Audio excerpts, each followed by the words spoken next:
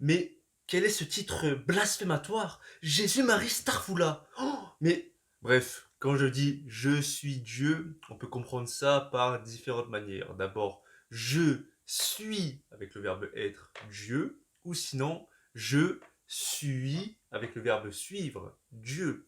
Mais bon, quand je dis je, c'est l'ego qui s'exprime. C'est l'identité sous laquelle je m'identifie. Par exemple, je suis Tony, j'ai 27 ans, je suis en train de faire une vidéo où je suis en train de blasphémer Dieu, et en sachant que l'ego ne pourra pas mourir et c'est nécessaire d'avoir un ego, parce que par exemple, je vais pas m'exprimer à la troisième personne en disant il s'appelle Tony, il fait des vidéos, non, je vais toujours dire je, donc l'ego sera toujours là, et c'est normal, mais bref, je vais pas faire une vidéo sur l'ego, je suis en train de faire une vidéo sur Dieu. Et pour dire que Dieu, selon moi, est en chacun de nous. Mais pas seulement moi, toi aussi. Et pour moi, en fait, tous les êtres vivants, que ce soit l'animal, que ce soit l'humain, que ce soit le végétal, le minéral, tout ce qui est doté d'une âme, tout ce qui est en mouvement, tout ce qui peut vivre, tout ce qui peut ressentir, tout ce qui peut souffrir, tout ce qui peut mourir, pour moi, c'est Dieu.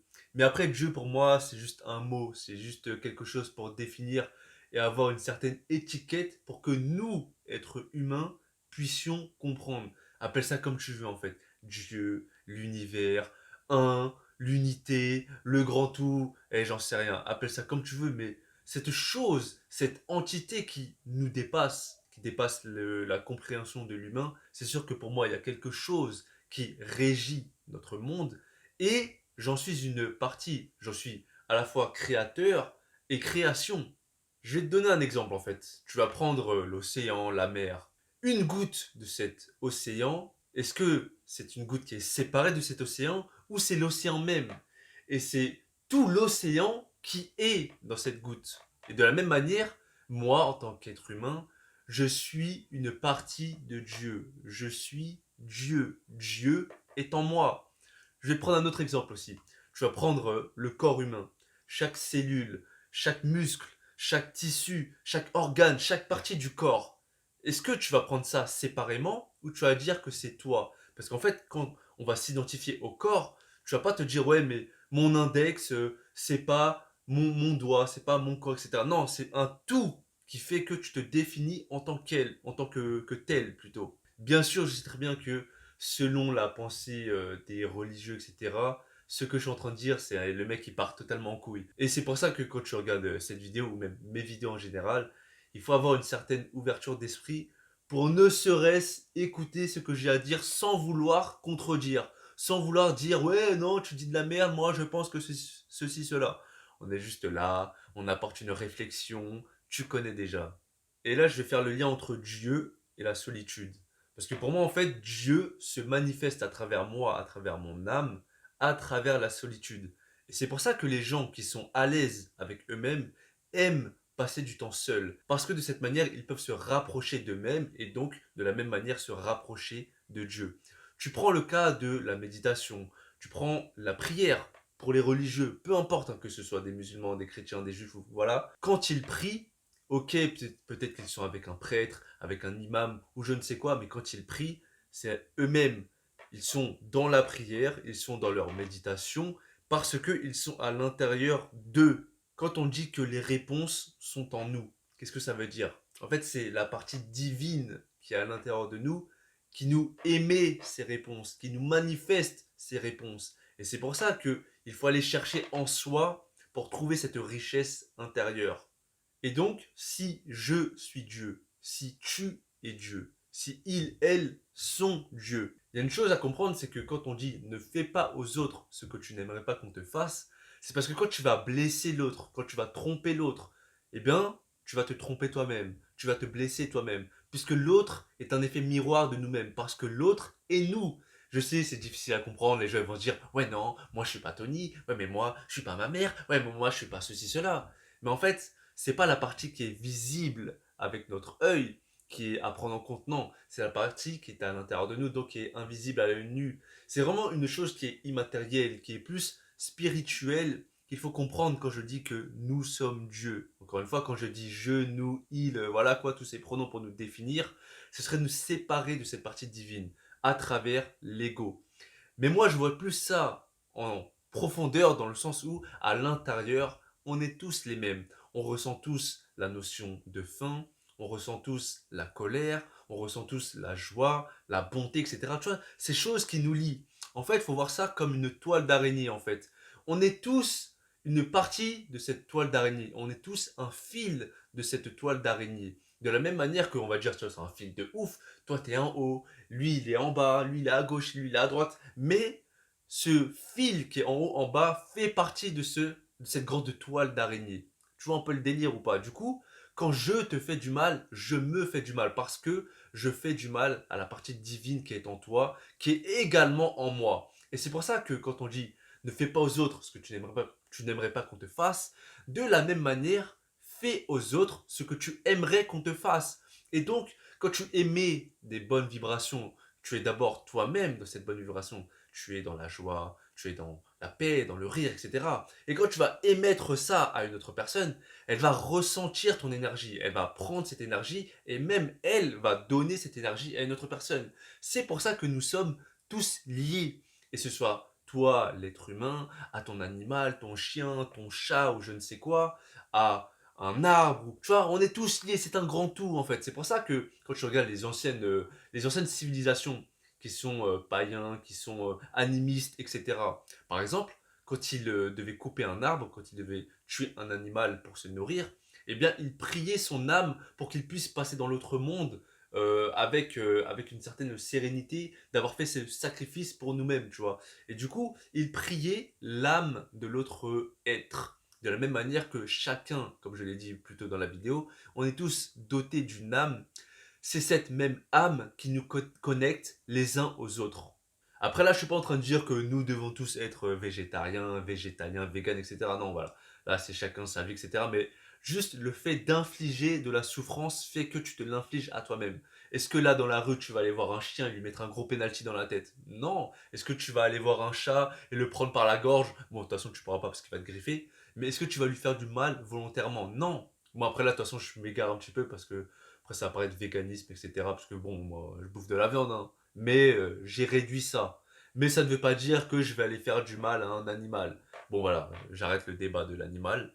Mais on s'est compris. Vu que nous sommes tous liés, par exemple, je vais pas aller vers un arbre et le couper comme ça sans aucune raison. Non, le mec, l'arbre est là pour une raison, pour nous faire respirer, tout. Putain, comment je m'égare, c'est incroyable. Mais c'est un peu logique dans le sens où quand on parle de Dieu, on peut pas rester dans une certaine case, dans une limite. Parce qu'en fait, pour moi, la question de Dieu, encore une fois, c'est juste un mot, une étiquette pour nous situer, pour avoir un point d'ancrage et nous dire ah ok, ceci est peut-être ma limite. Mais moi, je m'en bats les couilles de tout ça parce que j'essaie d'enlever les étiquettes petit à petit. Mais si il y a une chose dont je suis certain, c'est que j'ai accepté d'être ignorant dans ce monde, j'ai accepté de ne pas avoir de réponse.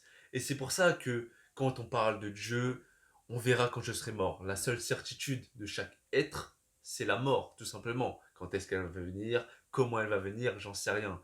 Mais pour moi, en fait, c'est vraiment à ce moment-là où je pense que j'aurai des réponses. En tout cas, le dieu des religions monothéistes, c'est pas trop mon délire, le fait qu'il y a un être suprême, voilà, généralement on dit un dieu, donc est-ce qu'on voit à travers notre image d'homme puisse nous punir pour parce qu'on a fait du mal, puisse nous récompenser parce qu'on a fait du bien, même tout ça, la question de bien, de mal, j'ai remis ça en question, parce que pour moi tout est relatif, et du coup, bref, cette vision monothéiste de Dieu, ça colle pas trop à ce que je pense. Par exemple, quand avec un religieux, je vais parler de réincarnation, je vais parler de libre arbitre, de déterminisme, etc. Je sais pas trop si on sera dans le même délire. Bien que le déterminisme, ça rentre beaucoup dans la notion religieuse de Dieu. Quand on dit qu'il sait tout, qu'il a tout prévu, etc. Quand on dit que Dieu est omnipotent, omniprésent, eh bien, si on prend tous les êtres, mais vraiment jusqu'à la petite fourmilière avec les milliards de fourmis, eh ben, Dieu est présent partout. Et s'il est présent partout, à travers l'humain, à travers l'animal, à travers le végétal, à travers le minéral, eh ben, c'est le grand tout en fait. L'océan, l'arbre, la forêt. etc., avec tous les animaux qui les composent, les oiseaux et tout ça, c'est partout, c'est omnipotent. Et même l'air, parce que moi je pars en couille dans ma tête, hein, même l'air, tout ce qui est invisible à l'œil nu, c'est Dieu, tout ça. Et du coup, vu que c'est partout, c'est omnipotent. Et c'est omniscient dans le sens où je vais détenir un savoir, une connaissance que tu n'auras pas. Tu vas détenir une connaissance, un savoir que je n'aurai pas, qu'il n'aura pas, qu'elle n'aura pas. De la même manière avec les animaux, est-ce qu'on aura le savoir d'un aigle? Est-ce qu'on aura le savoir d'une fourmi? Non. Et du coup, tu additionnes tout ça et tu en fais un grand tout, fait que ce grand tout, pour moi, c'est Dieu. Et je ne peux pas m'arrêter à un être, une entité que je ne peux pas voir, qui va décider si je suis bon, si je mérite de vivre telle situation, si je mérite d'être puni de cette façon-là. Pas trop mon délire, tu vois. Pour moi, il y a une question aussi de karma, et aussi une question de, voilà, plein de choses qui fait que ma vision de Dieu à travers la religion ne colle pas à ce que je pense. C'est pour ça, en fait, là, je dis ça parce que, encore une fois, j'en avais parlé dans une autre vidéo. Il y a plein de gens, ils sont là, ils me disent, ouais, tu devrais lire la Bible, ouais, tu devrais t'intéresser à l'islam, etc. J'ai déjà regardé des trucs sur ces religions, mais ça m'intéresse pas. Donc arrêtez de venir me casser les couilles en me disant ouais mais Tony toi en fait t'es un musulman mais tu le sais pas. Ouais mais toi en fait t'es un chrétien mais tu le sais pas. Et je suis un mec comme as. Je suis un humain tout simplement et j'ai pas envie de me définir par une case parce que voilà avant j'étais là en mode ouais moi je suis un bouddhiste mais je pratique pas et tout. Je disais ça j'étais au collège hein. Mais aujourd'hui je préfère me définir, si je dois me définir, en tant que personne qui s'intéresse, qui essaie de se reconnecter à sa spiritualité, à sa partie divine, sans pour autant me mettre dans une case spirituelle, bouddhiste, ceci, cela, je m'en bats les couilles. Enfin bref, je vais finir par une citation de Gandhi.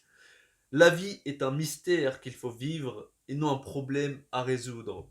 Et si je finis par cette citation, c'est encore une fois parce que là, c'est ma vision actuelle de Dieu qui sera amenée à évoluer, bien sûr, mais dans le sens où, par exemple, j'avais des questions existentielles, comme pour beaucoup. C'est à mes, vas-y, 20 ans, au début de la vingtaine, j'étais là, pourquoi je suis là? C'est quoi le but de la vie?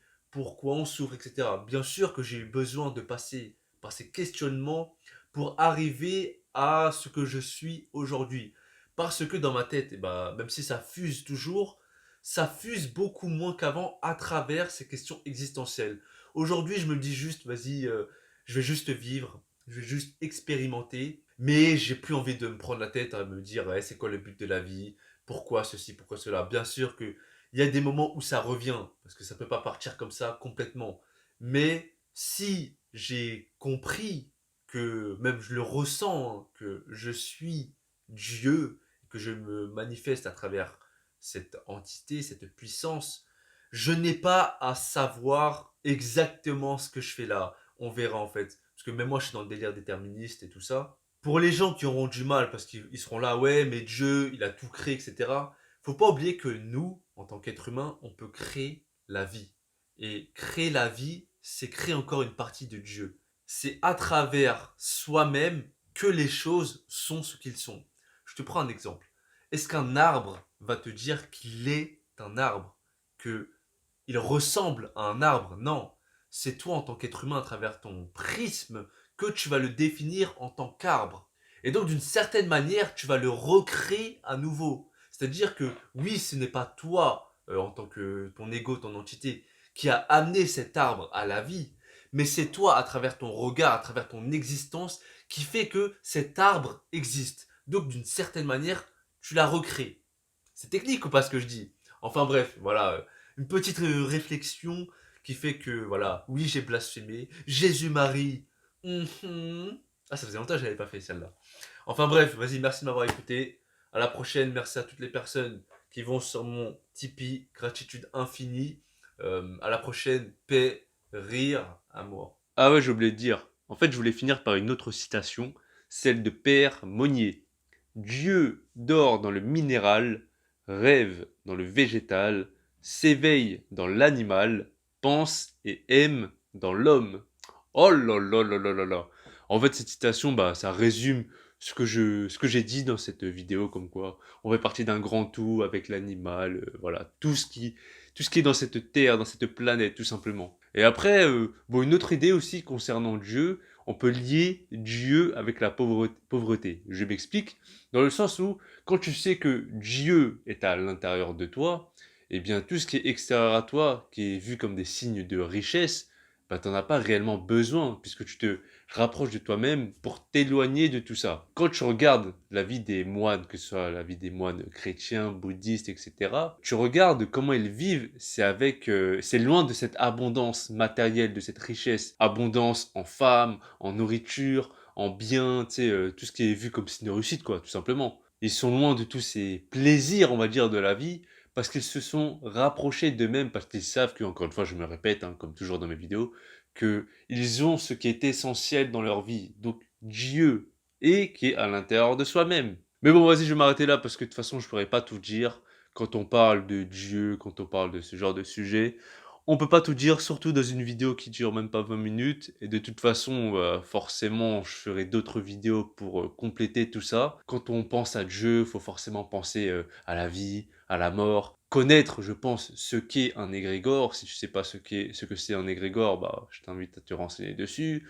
En fait, tout ce qui est spirituel dans la vie, ça apporte pas mal de réponses, je pense. Et du coup, il faudrait s'y pencher. Mais bon, voilà quoi, je vais te mettre des vidéos ici. Corps, âme, esprit, ça pourrait rejoindre ce que j'ai dit encore dans cette vidéo et autres, je sais pas. En tout cas, bah, à la prochaine.